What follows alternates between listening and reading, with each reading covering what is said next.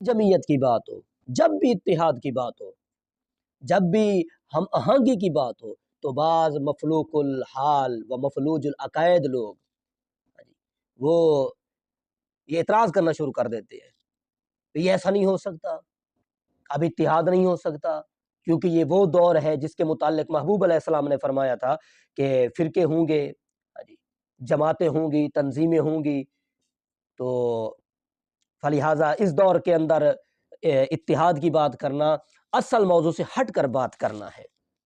یہ اصل موضوع کیا ہے؟ اصل موضوع یہ ہے کہ اپنے اپنے فرقے بناؤ، اپنی اپنی تنظیمیں بناؤ، اپنی اپنی جماعتیں بناؤ، مخصوص اذکار کر لو، مخصوص امامیں کر لو، مخصوص ٹوپیاں کر لو، ہاں جی، اور مخصوص عقائد بنا لو۔ ہاں، یہ وقت کا تقاضا ہے اور یہی وقت کی آواز ہے۔ لا حول ولا قوت الا باللہ العلی العظیم۔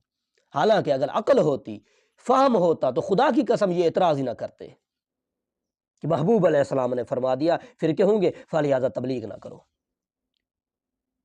اور بھائی محبوب علیہ السلام نے تو یہ بھی فرمایا ہے اسی دور کے متعلق کہ زنا عام ہو جائے گا، برائی عام ہو جائے گی، بدی عام ہو جائے گی، تو اب کیا کیا جائے؟ تبلیغ بند کر دی جائے، بلکہ آپ کے اعتراض کے مطابق خود اس میں شامل ہوا جائے۔ دیجئے جواب، ختم ہو گیا اعتراض۔ ایسے ہی بے تکے سوال کرنے، ایسے ہی بے تکے اعتراضات کرنے، صرف اپنے فرقوں کو ثابت کرنے کے لیے، اپنی جماعتیں ثابت کرنے کے لیے۔ ارے بھائی پھر ایسے کام کرو، صرف وہ فرقوں کے متعلق حکم نہیں ہے نا، شراب کے متعلق بھی حکم ہے، وہ عام ہو جائے گی تو اب تبلیغ نہ کریں۔